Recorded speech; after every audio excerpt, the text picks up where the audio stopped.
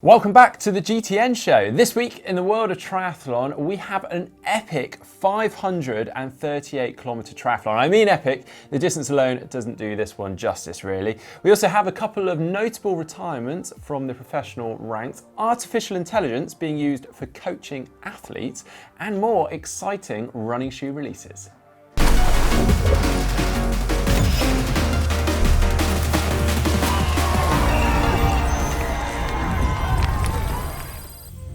Now, first of all, I should probably talk about where I'm sat right now. You may have guessed it already. This is the new GTN set. How cool is this? Let us know what you think about it in the comments section down below. But I am super excited to be sat here and really looking forward to sharing this space with Heather, Fraser, Sam, and anyone else coming in on the channel. And I'm really excited to show you guys around. We're making a few more additions and tweaks to this set, so we'll have to show you around in due course, but we've got some pretty cool additions to this set. It's a pretty versatile little space, so very excited to show more of it to you. Like I said, let us know what you think about it in the comment section down below, or if you have any suggestions for the set. We've got this kind of Hawaiian theme going on.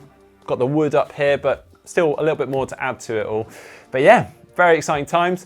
Now for the Tri news, and I want to start with something that has really caught my attention actually. It's an amazing achievement from Andrea Mason. You can find her on Instagram, as I've been following her, Sea to Summit Extreme, and I've got to take my hat off to her because in 2017 she had a full hysterectomy, having suffered with endometriosis since her first period and only actually being diagnosed in her 20s and finding out that she had cervical cancer. Now, when she was recovering from her hysterectomy in the hospital bed, it was then that she decided she needed to do a crazy challenge.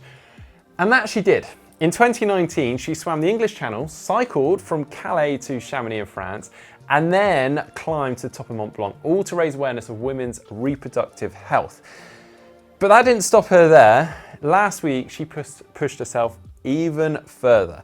In just under 5 days, she swam the 38-kilometre perimeter of Lake Annecy in France, cycled 330 kilometres around Mont Blanc with 9,000 metres of height gain. That is more than the height of Mount Everest. And then ran and hiked the 170-kilometre Ultra Trail du Mont Blanc with 10,000 metres of height gain. Now, the distance alone, 538 kilometres, is pretty mind-blowing in itself. But when you take into account that elevation gain and also the surfaces that she would have been going over, particularly on the run, that is truly inspirational and mind-blowing. Although, funnily, she admitted that she hasn't always been in a crazy adventure athlete or endurance athlete. Despite her first triathlon being an Ironman, she put a bike on a bonfire afterwards, swearing she would never do it again. And now she's done something even crazier. Well, moving on, and the PTO are at it again. They've really supported the pro triathletes during this challenging year. Obviously, the pro athletes haven't been able to race to earn their living. So the PTO have stepped in, they've increased prize purses, paid athletes out of the blue, and even started adding prize purses to random races around the world. In fact, last week, or a couple of weeks ago, we took part in the Helvellyn Triathlon, as you know, and there they stumped up and added a prize purse that attracted a number of the top pros within the UK, including the likes of Alistair Brownlee. And they're at it again because they've just announced that they'll be supporting the Bear Lake Brawl Triathlon on September the 19th in St. Charles, Idaho, as well as the Pushing Limits race taking place on September the 20th in Germany. The Bear Lake Brawl is a middle distance event, which the PTO are putting up a $20,000 prize purse for, whilst the Pushing Limits race is an Olympic distance race and they're putting up $15,000 prize purse for. And before we move on to the tech news, we have a couple of notable retirements from the professional ranks, one being Fred Van Leer, the 2013 Ironman World Champion and 5-time Ironman Nice champion. Now, Fred actually raced a couple of weeks ago in, I guess, his last Ironman branded event, Ironman 70.3 Le Sable d'Olonne, where he placed 9th. But this last weekend, he raced in his home country, Belgium, in what he called the last dance, his last race at Triathlon Menin. And it was actually even featured on TV in Belgium, which gives you some perspective of how well known he is in his home country. And rightly so, he's had such an impressive career. So yeah, Fred, I hope you enjoy hanging up your racing shoes and all the best to you. Another notable retirement though comes from British Paralympic athlete and Paralympic champion, Andy Lewis. Without the chance to defend his Paralympic title, Andy's decided that it's time to retire and for a change and to challenge energy on something new. And that something new appears to be mentoring. He says, I want to use my experiences to help people monitor, manage and improve. And that in a time of isolation, remote working and homeschooling, so many companies feel helpless as they watch their employees struggle with this new normal. Motivation and mindset are muscles which need training like anything else. Now, I actually had the pleasure of meeting Andy and spending some time with him on numerous occasions, and I know he'll be a superb mentor. So again, all the best to you as well, Andy. But now for this week's tech news, and first of all, let's talk about PKRS.ai. Now this one really caught my attention a couple of years ago when I first heard about it. So PKRS.ai is the first artificial intelligence software tailored towards athletes and their training. Now, whereas you may ordinarily download or buy or find in a magazine a training plan that's not really tailored towards anyone, you try and fit it with your life, you miss the odd session here and there, try and catch up, so on and so forth. With PKRS.ai, you get your training through their app. But more than that, behind the app, they have this clever AI system that's continually monitoring, adapting, and learning from everything you're inputting into it. Now, in case it worries you that it's purely a machine that's setting your training for you, they also link you with actual people, actual coaches, nutritionists, functional specialists, even psychologists. So this one could really change the world of coaching for endurance sports and triathlon, or at least offer an alternative method. Now, the reason I'm actually mentioning this today is because they have just released their new adaptive training program called Myra. And Myra has been built with the input of Olympic champions, world champions, and their trainers, including the likes of Jan Frodeno. Now, Myra is essentially their AI software, which is integrated into that previous training plans that I was talking about before. And it's been there all along, kind of linking between the actual coaches and the athletes and learning all along. And they feel that it's now at a point that it could take the reins itself. It is essentially leveraging AI as the sole coach. Now, it's available already for $30 per month. You still have full access to the app, and that works out at $1 per day. That's pretty good going for a software that's adapting daily and continually to yourself, your personal needs, and not far off, pretty much being bespoke to you. So go check it out in the description just down below, PKRS.ai. You can see the link on screen right now. But now moving on to some exciting shoe tech. This one comes from Adidas. It's the Adidas Adizero Adios Pro. Now, we actually saw this shoe earlier this summer. They are a full-blown racing shoe from Adidas. Surprise, surprise, they have got carbon in them, but they are now available and have been released to the public for purchase. And I guess in response a little bit to Nike's rather strong dominance and stranglehold on the endurance running scene at the moment. They are, I guess, somewhat similar to the Nike Alphafly Next Percents. They've got a pretty high stack height, but what is different is the carbon plating in the Adidas shoes is only in the heel. The remainder of the shoe has what they call energy rods in them. They say that these are cleverly designed rods to mimic the curved shape of the metatarsal bones of the foot. And they seem to have done pretty well, because just a couple of weeks ago, the women's half marathon world record dropped. And I think it's the first distance world record to drop in some time by an athlete not wearing Nike shoes. It was by Kenyan Perez Jepchirchir. Sorry if I've said that wrong, got that pronunciation wrong. But she set a new half marathon time in Prague, a time of 65 minutes and 34 seconds, knocking a whopping 37 seconds off the previous world record. So yeah, interesting stuff. Excited to see how well those shoes do. Next exciting bit of tech with shoes is actually from the French brand Saloman, who have created the Index 0.1 shoe. Now, these are fully recyclable, so at the end of their lifespan you can disassemble them and recycle them, which isn't something we're really used to with running shoes. So hopefully this is something other brands and manufacturers can look to and try and implement themselves into shoes. So big thumbs up from me to Salomon for that. Now, Salomon are planning to launch them around spring of 2021, along with regional collection centres, so that they can recycle these shoes. So again, big thumbs up from me. Hopefully I haven't bored you with shoes yet, because I've got one more shoe-related tech piece for you. It's the eagerly anticipated Nike Air Zoom Tempo Next Percent. Keyword being tempo. They're not the Alphafly. They are sitting alongside, obviously, the Alphafly Next Percent, which is their flagship racing model. The Tempo Next Percent are their kind of tempo training shoe, I guess, for those harder, faster training sessions where you maybe don't want to wear your training shoe, but you don't want to wear your race shoe. Obviously features a lot of similar bits like the AirPods in the Alpha Fly Next Percent, but these are actually directly replacing a pretty popular model within Nike's range. They are the Pegasus Turbo, which they're now discontinuing. So these shoes have got a lot to live up to, and they also come with a pretty lofty price tag of $200 or £170. Now, I think it's fair to say the face of running shoes is really changing at the moment. So I think only time's going to tell with these shoes whether they are to stay or whether they're going to get the boot soon. Now moving on though, and I guess a lot of you have been enjoying indoor riding, we've got some pretty exciting news from Ruvi. Now Ruvi's really quite cool. It's a little bit different from other indoor training platforms because they use real footage of courses and then essentially place avatars on top of it. So you can basically recce an Ironman course without actually going to that Ironman course, which is basically what Ironman have been doing recently with their Ironman VR racing, which I'm sure many of you have got stuck into.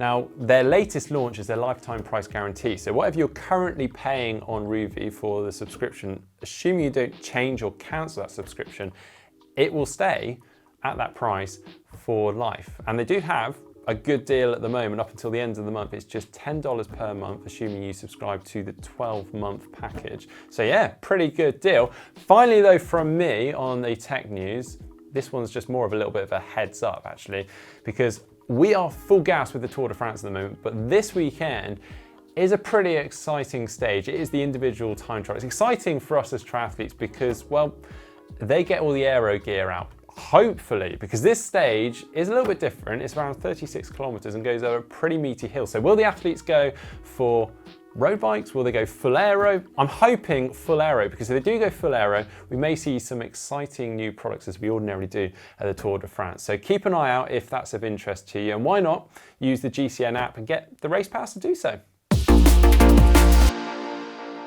But now for the race news, and this weekend we had some ITU World Cup racing, the first one for some time now, and in my opinion on one of the best courses out there, Karlovy Vary. It's a course that I've done a couple of times and also Fraser has, and I know he can vouch for this one being an incredible course.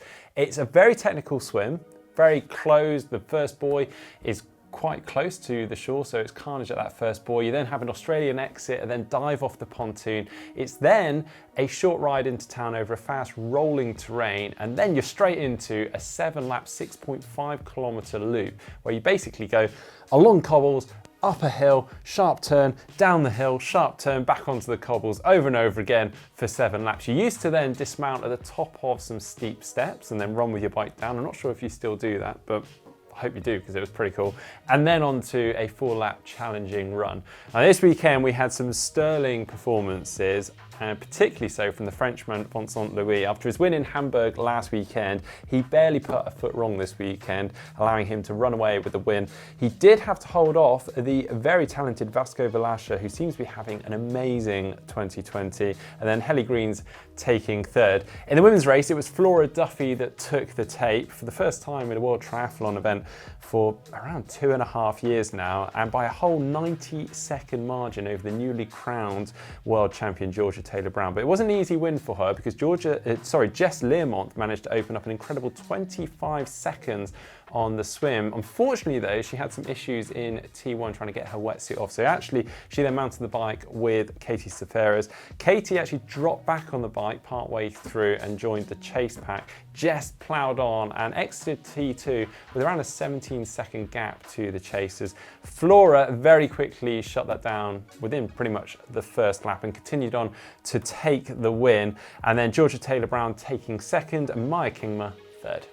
We also had Ironman 70.3 Sunshine Coast this weekend, which saw ITU star Aaron Royal taking the win on the men's side, having an exciting battle until late into the half marathon with Max Newman, who eventually took second, and then swim leader Josh Amberg holding on to take that final podium spot. On the women's side, it was Amelia Watkinson that exited the water amongst the leaders, but by 20k into the bike had established quite a sizable lead. She went on to take the win. Sarah Crowley took second, and then Ashley Gentle took third.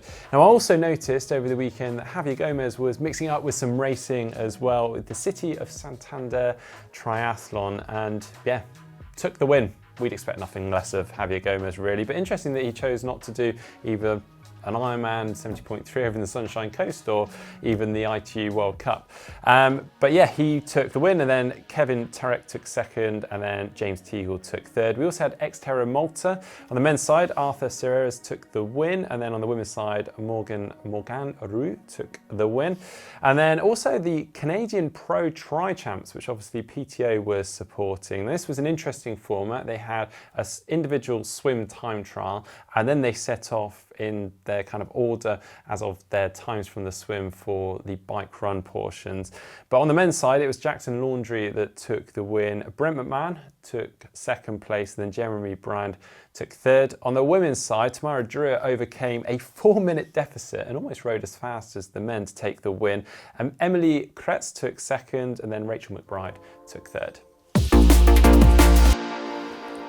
Now to take a look through some of your photos that you've been sending in to us. First up from Jarno, and this is from Kangasala in Finland. He was due to do Ironman Tallinn this year. He's transferred his spot to next year, but he decided, heck, I still want to do an Ironman this year. So he went for a solo mission. He had his friends out there to help and to aid and to support him. He managed it in 17 hours. Which obviously a long time to be out there, but he's super, super happy and sent through a ton of photos for us to see. So congratulations, hats off to you, mate, particularly as you're doing that as a solo effort. That's really quite impressive.